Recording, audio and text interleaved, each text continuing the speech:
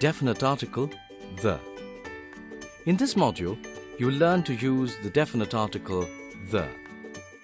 We use the definite article, the, before singular and plural countable and uncountable nouns when the nouns are particular or specific.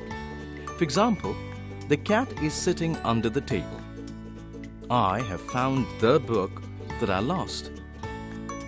Here you can see the definite article, the, always comes before the noun. Let us take this conversation between Jimmy and Agnes to learn the usage of the definite article, the. Agnes, which one of these umbrellas is yours? The umbrella with the big black dots is mine. In the sentence used by Agnes, umbrella is a singular countable noun, and the definite article, the, has been used just before it. Now look at the two umbrellas and identify which umbrella is Agnes's. The umbrella with small black dots, the umbrella with big black dots. Generally, you do not use the with uncountable nouns when the uncountable nouns refer to something in general.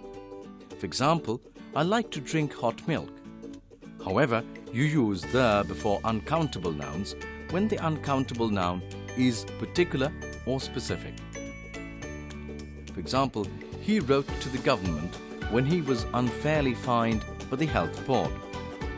The is also used when a noun refers to something unique. For example, the sun, the moon. The is also used with nouns like water, oceans, seas, rivers, deserts, gulfs, forests, peninsulas, and points of the globe. For example, the Indian Ocean, the Sahara Desert, the Persian Gulf.